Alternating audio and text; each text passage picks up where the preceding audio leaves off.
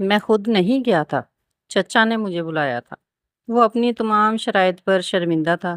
وہ درین کی وہاں شادی پر رضامند نہیں ہے۔ وہ ایسا کسی صورت نہیں چاہتا۔ تو تم نے یہ بات ہمیں کیوں نہیں بتائی حسام؟ دادی نے اس کی بات کاٹ کر پاؤں اضطراری حالت میں تخت سے نیچے لٹکائے، جیسے وہ کہیں بھاگ کر جانا چاہتی ہوں۔ میرے یا چچا کے چاہنے سے کیا ہونا تھا دادی؟ وہ رکا۔ اس نے آنکھیں بند کی۔ وہ ہنسا۔ اسے یکٹک دیکھتے سب چہروں نے رنگ بدلے۔ اسے حسام سے کچھ غرض نہیں۔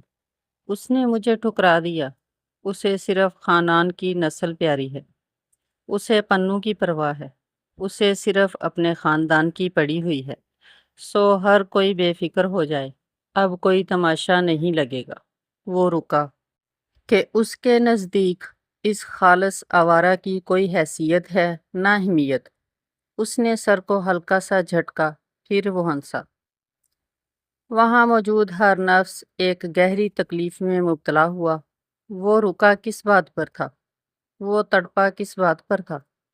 وہ ہنسا کس بات پر تھا؟ ارے اس کی ساس نے محلے بھر کی عورتوں کے سامنے جو بکواس کی وہ نظر انداز ہو سکتی ہے؟ اس نے ذرا دور کھڑے پنوں پر انگلی تانی۔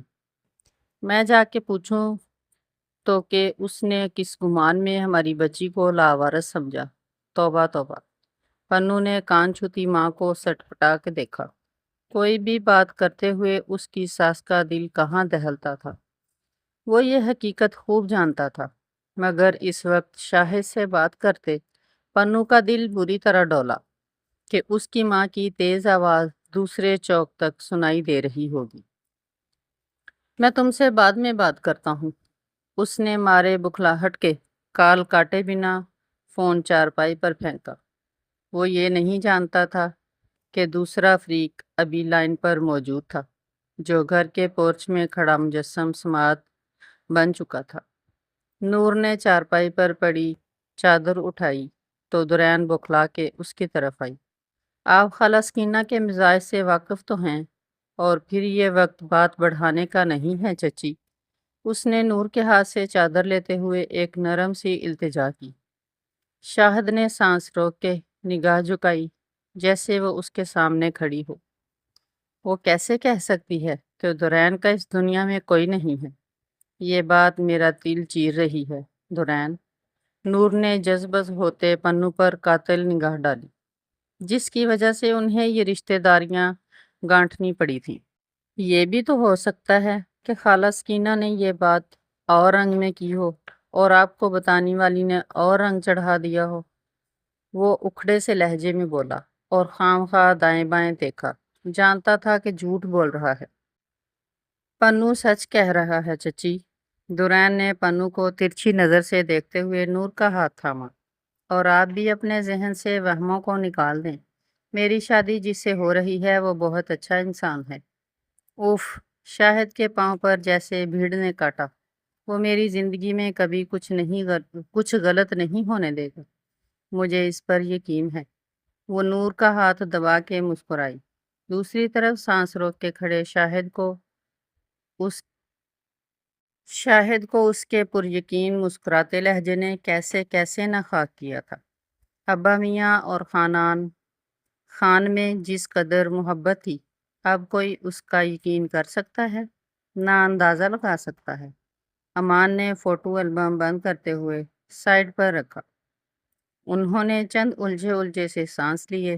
انہوں نے بیڈ کی دوسری جانب بیٹھی بیوی کی جانب دیکھنے سے دانستہ گریز برتا۔ وہ جانتے تھے کہ تسبیح پڑھتی زرکا دوپٹے کی اوٹ میں آنسو بہا رہی ہے۔ بیڑا غرق ہو ان حاسدوں کا، جنہوں نے رئیس کے دماغ میں شک کا خناس ڈالا، ورنہ راجپوت اور جٹ تو ہم پیالہ اور ہم نوالا تھے۔ انہوں نے بات مکمل کرنے کے بعد سانس لیا تو سینے میں تکلیف سی محسوس ہوئی۔ زرکا نے آنسو پونچھے، پھر چہرہ موڑ کے شوہر کو دیکھا۔ شاید وہ جو کہنا چاہتے تھے اس کا اظہار نہیں کر پا رہے تھے۔ خود زرکا کی حالت بھی دن بدن بیٹے کی حالت کے ساتھ دگردوں ہو رہی تھی، جو یوں خاموش ہو چکا تھا جیسے زندگی بھر ہی خاموش ہی رہے گا، ورنہ سامنے والے گھر سے گانوں کی آواز آ رہی تھی۔ لڑکیاں بالیاں گوری گرد سنگھار گا رہی تھیں۔ اماں نے بیڈ کراؤن سے ٹیک لگائی۔ جانے کیوں آج مجھے شدت سے احساس ہو رہا ہے کہ شاید احساس برتری میں یا پھر رئیس کی ضد میں آ کر ہم نے ہمیشہ نور بھابھی اور دورین کے ساتھ غلط رویہ رکھا، ان سے ناحق فاصلہ رکھا، ورنہ دورین جیسی لڑکی آج ہمارا مقدر ہوتی۔ اور وہ لب بھینچ کے خاموش ہوا۔ ایک لفظ اور۔ زرکا کی نگاہ شوہر پر فوکس رکھی۔ وہ مزید کیا کہنا چاہتے تھے؟ امان نے پہلو بدل کے سائیڈ میں سے پانی کا گلاس اٹھانا چاہا، مگر ان کا ہاتھ کپکپا کے رہ گیا۔ انہوں نے گہرے سانس لیے۔ ان کا چہرہ پسینے سے تربتر اور ہونٹ نیلے ہو رہے تھے۔ زرکا نے گھبرا کے شوہر کا ماتھا چھوا۔ اس کا ہاتھ ٹھنڈا پسینہ چھوتے ہی لرزا۔ اگلے لمحے وہ ننگے پاؤں باہر دوڑی۔ تقریباً دوپہر ڈھلنے کو تھی جب دورین کو امان کی طبیعت کی خرابی کا پتہ چلا۔ اس نے پہلے کال دادی کو ملائی، جن کا نمبر بند جا رہا تھا، جو بار بار ملانے پر بھی بند ہی ملا۔ جب اس کی بے چینی حد سے سوا ہوئی تو اس نے تھک ہار کر حسام کو میسج کیا۔ اس کا دل بند ہوا تھا۔ کیا وہ بیاباں ہوئی تھی؟ اس شخص نے اسے اتنی جلدی بلاک کر دیا تھا؟ واٹس ایپ پر، کالز پر، میسیجز پر وہ اسے ہر جگہ بلاک کر چکا تھا۔ وہ ایسے کیسے کر سکتا تھا؟ وہ اتنا ظالم کیسے ہو سکتا تھا؟ اس نے اپنے گریبان میں جھانکے بنا سوچا۔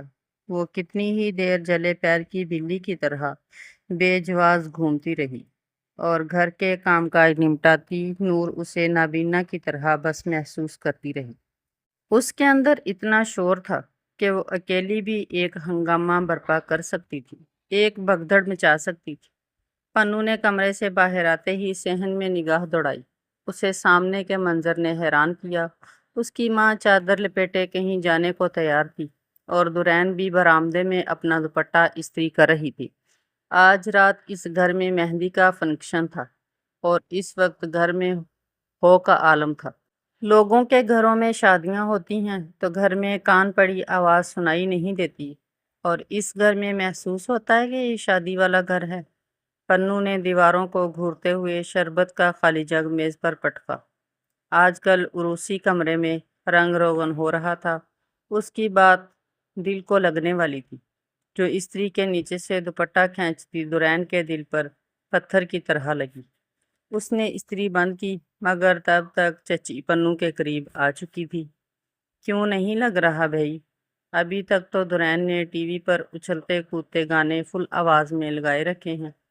گھر میں روغن کی مہک پھیلی ہے، برتنوں میں لال شربت بھی چپکا ہوا ہے، اور یاد کرو تو اس گھر میں رات گئے تک ڈھولک گانا بھی ہوتا رہا ہے۔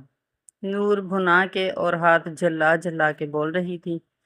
ہاں، میں وہ ڈھولک اور گیت سنتا رہا ہوں۔ نور جہاں آئی ہوئی تھی وہ بھی جھل بن کے بولا۔ قربان جاؤں بھائی۔ نور نے تیوری چڑھا کے ناک پہ ہاتھ رکھا۔ یہ نور جہاں کیوں کراتی، جبکہ تیرے باپ کے پاس طبلے باجے بھی ہیں اور گانے والی بھی ہے۔ اگر پھر بھی کچھ کسر رہ گئی تو اس منحوس کیسری کی آتما کو آواز دے لیں گے۔ اس کے نام کو سنتے ہی دورین کے اندر شگاف سے پڑا۔ اس سے پہلے کہ چچی سب کو چھوڑ کے اسے کوسنا شروع کر دیتی، دورین نے تیزی سے بات بدلی۔ اس نے پنو کو مسکرا کے دیکھا۔ کچھ وقت لگے گا، پھر سب پہلے جیسا ہو جائے گا، اور جب تمہارے بچوں کی شادیاں ہوں گی تو برادری بھی آئے گی، رونق بھی لگے گی، اور پھر وہ بہت دور کی بات ہے دورین۔ پنو نے اپنے کندھے سے اس کا ہاتھ ہٹایا۔ اور برادری جائے بھاڑ میں۔ اگر اماں نے یا تم نے کالونی میں کہیں آنا جانا رکھا ہوتا تو آج 4 لوگ ہماری خوشی میں بھی شامل ہوتے۔ عام لڑکیوں کی طرح اگر تمہاری بھی سہیلیاں وغیرہ ہوتی تو ان کے مل بیٹھنے سے رونق خود بخود لگ جاتی۔ اس کا لہجہ اکھڑا اور انداز ہنوز شکایتی تھا۔ وہ اپنے ادھورے جملے سمیت ساکن ہوئی اور آنکھ ڈبڈبائی۔ جس لڑکی نے اس کے اتھرے ہونٹوں کی کھردری مہاریں یوں کس کے تھامے رکھیں کہ زخم زخم ہوئی۔ اسے ان ہاتھوں کے زخم دکھائی ہی نہیں دیے۔ اس خود غرض راجپوت کو اپنی رونق کی پڑی ہوئی تھی۔ بالآخر بے رونقی کا قصور بھی عورتوں کے کھاتے میں آیا۔ آج اگر کیسری اس گھر میں ہوتی تو پنو کی شکایت اور دورین کی حالت پر کہکے لگا رہی ہوتی۔ یہ شکوے اور شکایتیں جا کر اپنے باپ اور دادا سے کرو، اور اس گھر میں ہم دو عورتوں نے جتنی رونق لگائی ہوئی ہے اسی پر صبر کرو پنو رئیس۔ نور اپنے بیٹے پر ایک کٹیلی نگاہ ڈالتی آگے بڑھی۔ دورین سطح قدموں سے ان کے پیچھے چل دی تھی۔ وہ دونوں آج رئیس کو منانے زندگی میں پہلی بار حور کے گھر جا رہی تھی۔ ابا ٹھیک ہی کہتا تھا کہ ان جٹوں سے ہماری کوئی خوشی برداشت نہیں ہوتی۔ دیکھو تو اب یہ خاندان کس طرح ایک کے بعد ایک دل پکڑ کے ہسپتال پہنچ رہا ہے۔ آج برآمدے میں چپ چاپ لیٹے رئیس کا نشہ مکمل طور پر اترا ہوا تھا، اور آج پنو کو پانے بامراد ہونے کا نشہ چڑھا ہوا تھا۔ ہاں ہاں کیوں نہیں، پوری کالونی صدمے کے مارے دل پر ہاتھ رکھے ہے کہ خاندان کی پوتی اور پوتا کسی بادشاہی میں بیاہے جا رہے ہیں، اور جٹوں کو تو معمولی سے اٹیک ہو رہے ہیں، مگر پچھلی گلی میں حسد کا یہ عالم ہے۔ کل 2 جنازے اٹھ چکے ہیں۔ نور ٹھنڈے ٹھنڈے انگارے چبا کے بولی تھی۔ پنو کچھ کھسیانہ ہو کے سیڑھیاں چڑھ گیا کہ پچھلی گلی میں فوتگیاں تو ہوئی تھیں، مگر وہ دونوں بوڑھے برسوں کے بیمار تھے۔ اماں بھی حد کرتی ہیں، اس نے صافہ پٹکا۔ نور میز پر چائے رکھتے ہوئے شوہر کے سامنے ہی ٹک گئیں۔ آج چائے خوش رنگ تھی، کیونکہ وہ آج ملاوٹ سے پاک تھی۔ آج رئیس کی نگاہ جھکی رہی۔ آج اس کی آنکھ نے دورین کو نہیں تلاشا، جو کچن کے دروازے سے لگی اسے ہی دیکھ رہی تھی۔